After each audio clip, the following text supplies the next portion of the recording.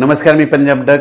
राज्यातल्या सर्व शेतकऱ्याला सांगू इच्छितो की मी नेपाळमध्ये होतो त्या ठिकाणाहून देखील मी एक अंदाज सांगितला होता की 7 जून ते 14 जून त्या दरम्यान मान्सूनचा पाऊस येणार आहे आणि शेतकऱ्याच्या पेरण्या होतील आणि लागवडी देखील होतील म्हणून हे अंदाज दिला होता. आणि तीच परिस्थिती आता आहे. 7 जून पासून ते 14 जून पर्यंत राज्यात दररोज महाराष्ट्रामध्ये दररोज वेगवेगळ्या भागामध्ये मान्सून दाखल होईल आणि जिथं जिथं ज्यांची ओल भरपूर जाईल, एकीत ओल जाईल, त्यांची माता पेरणी सुरू होईल. पण कापसाच्या लागवडी देखील होतील म्हणून हे अंदाज लक्षात यायचा. म्हणजे 7 जून पासून काय होणार आहे, सातारा, सांगली, सोलापूर, कोल्हापूर, पुणे, अहिल्यानगर, लातूर जिल्हा, बीड जिल्हा, धाराशिव जिल्हा, जालना जिल्हा, परभणी जिल्हा ह्यामध्ये काय होईल, 48 तासामध्ये तिथं मध्ये मान्सून दाखल होईल.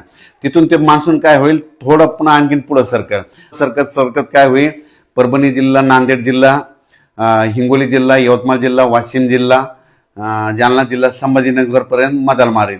मग तिथून काय होईल, परत ते पुढं काय होईल, वर्धा, नागपूर, भंडारा, गोंदिया, चंद्रपूर, यवतमाळ, अमरावती, वाशिम, हिंगोली, अकोला, बुलढाणा तिथपर्यंत जाईल.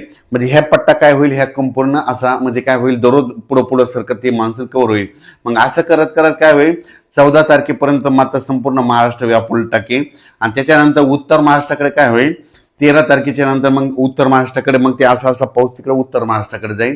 आणि तिकडे देखील पाऊस पडल्याच्या नंतर जमिनीमध्ये ईदभर ओल गेले तर त्यांच्या देखील पेरण्या तिकडं सुरू होतील. आणि त्याच्यानंतर शेतकऱ्याला सांगू इच्छितो की 16च्या नंतर 15 जूनच्या नंतर काय होणार आहे की पुन्हा नंतर सरी चालू राहतील. मोठा खूप पाऊस पडणार नाही, सरी येत राहतील. म्हणजे अशा पाऊस जसं मान्सून आल्याच्या नंतर जशा सरी येतात 10 मिनिटाच्या, 20 मिनिटाच्या, 22 मिनिटाच्या अशा सरी येत राहतील. आणि ते देखील 15 ते 20च्या दरम्यान ते पाऊस येईल. पण 20 जून ते 30 जूनच्या दरम्यान परत राज्यामध्ये ज्यांची पेरणी शिल्लक राहिली, कोणी त्या पेरणीमधून वंचित राहिले, मग 20 जून ते 30 जून मध्ये एक पाऊस येईल.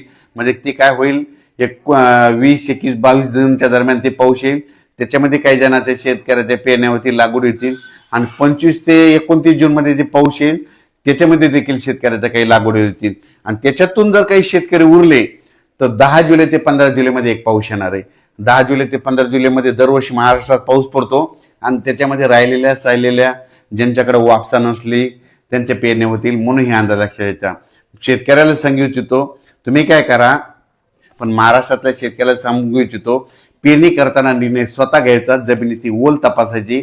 जर ओल भरपूर गेली तर पेरणीचा निर्णय स्वतः घ्यायचा. राज्यामध्ये काय झालं की बऱ्याच प्रसार माध्यमातून म्हणले की यावर्षी दुष्काळ पडणार आहे आणि पाऊस पडणार नाही असं म्हणतात. शेतकऱ्याला सांगू इच्छितो, घाबरू नका. यावर्षी शेतकरी हिताचा पाऊस पडणार आहे. पेरण्या जूनमध्ये होणार आहेत. जूनच्या म्हणजे या जून महिन्यात काय होणार आहेत आणि 15 जुलैच्या आत काही जणांच्या होणार आहेत. म्हणून यावर्षी पेरणीसाठी पाऊस चांगला आहे आणि यावर्षी पिकाला लागल तसा पाऊस पडणार आहे. जूनमध्ये पेरणीचा पाऊस होईल, जुलैमध्ये थोडा जास्त पाऊस पडेल, ऑगस्टला थोडा कमी राहील. पण सप्टेंबर, ऑक्टोबरमध्ये असा पाऊस पडेल धुमाकूळ घालेल.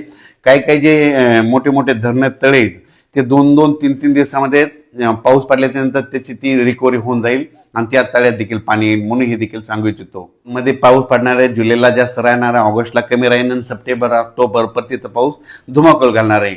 अचानक वातावरण बदल झाला तर परत एक मेसेज दिला जाईल. धन्यवाद.